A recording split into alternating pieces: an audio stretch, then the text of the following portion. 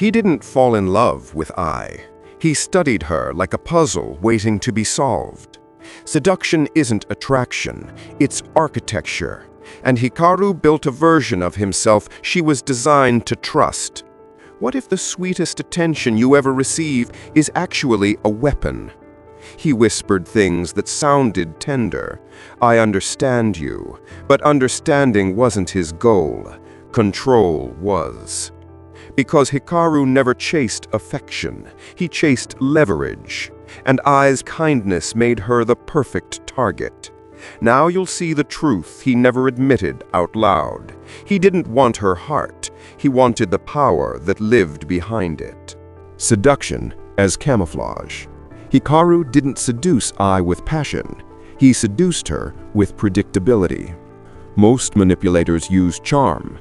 Hikaru used availability, the illusion that he was the only calm place in her chaotic world. He watched what she needed, then became it. What if someone's kindness is actually a mirror designed to reflect your deepest insecurities? He never pushed, he drifted closer, step by calculated step. Tell me what you're scared of, he murmured once, not because he cared, but because vulnerabilities are blueprints. On screen, soft trap. Oshinoko thought she found safety, but Hikaru wasn't offering safety. He was offering a cage disguised as comfort. And here's the quiet truth manipulators never admit. They don't fall in love with people. They fall in love with the control people give them. Hikaru perfected that control. He made Oshinoko believe she was finally understood. He made her believe she wasn't alone. He made her believe she mattered to someone. But every illusion he built was designed to serve only him. Before we cut deeper into the mask, remember, this story lives in your hands. If you're here, you're inside MindVerse. Stay sharp. Next, we enter the moment Hikaru stopped pretending and started shaping her reality. The architecture of control. Hikaru didn't ask Ai to trust him. He engineered situations where trust felt natural. That's the first rule of emotional seduction. You don't chase their heart, you design their environment. He learned Ai's patterns, her fear of abandonment, her hunger for validation, her desperate need to feel normal. What if someone isn't comforting you, they're calibrating you? He mirrored her excitement, softened his voice when she doubted herself, pulled back exactly when she felt guilty. It wasn't affection, it was behavioral conditioning. I once murmured, barely steady. Do you really see me? Hikaru didn't answer, he just smiled. Because he wasn't seeing her, only the version of her that bent the easiest. Because he didn't see her, he saw the version of her that was easiest to mold. On screen, emotional blueprint.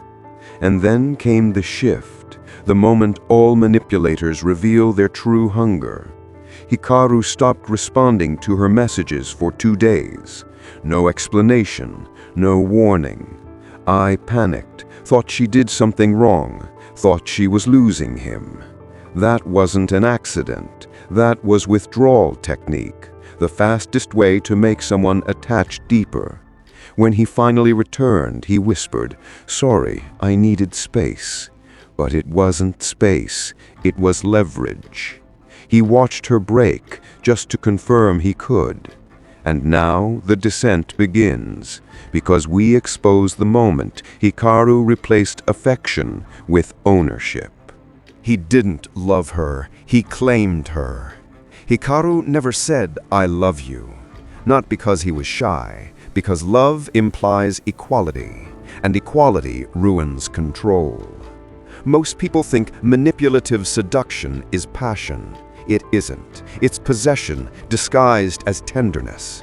What if the softest touch is actually a boundary being erased? Hikaru studied Ai's routines, who she met, who made her laugh, what raised her spirits, what lowered her guard. Then he quietly inserted himself into the gaps. Not enough to be suspicious, just enough to be necessary. "Let me walk you home today," he whispered once. Calm, gentle, calculated.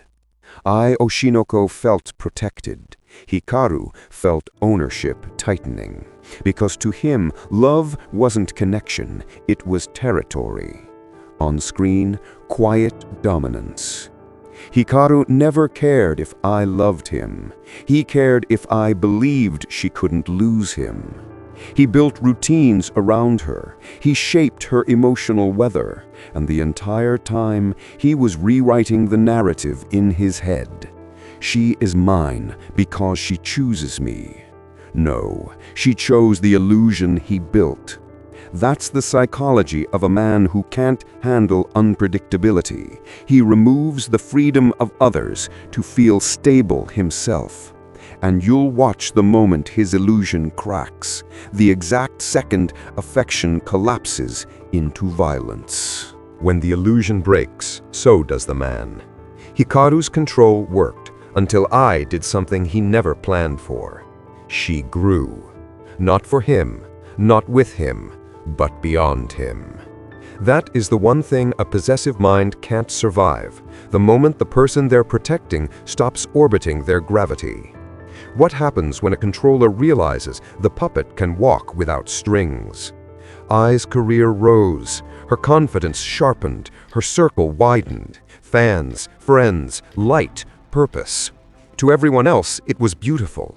To Hikaru, it was betrayal. He didn't admire her success, he feared it. Because success creates independence, and independence kills control. On screen, loss of power.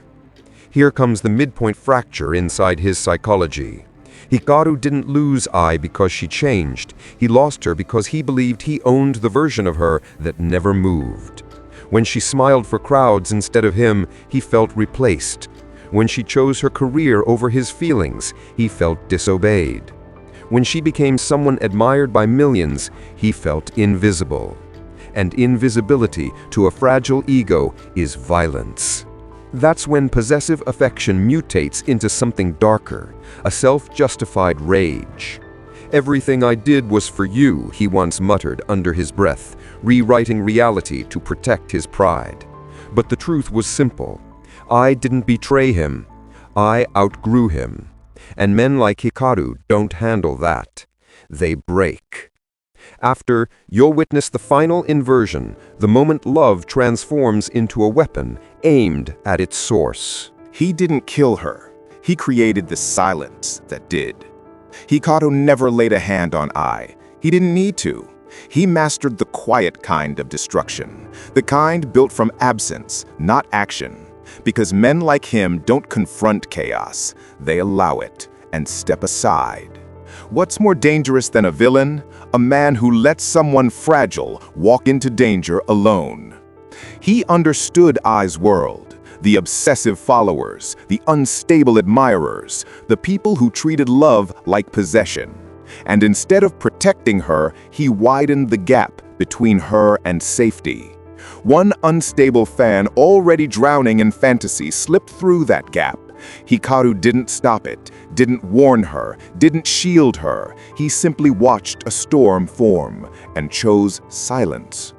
On screen, weaponized neglect. This is where Hikaru's ego reveals itself. Ai was pregnant, carrying 2 futures, but Hikaru didn't see family. He saw distance, proof she had a life he no longer controlled. Ai wasn't broken because she was weak. She was broken because someone who claimed to care refused to stand beside her when it mattered.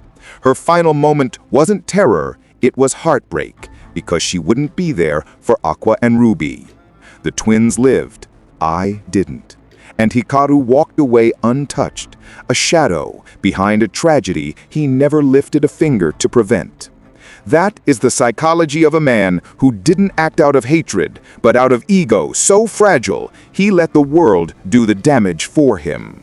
Comment, one word, illusion.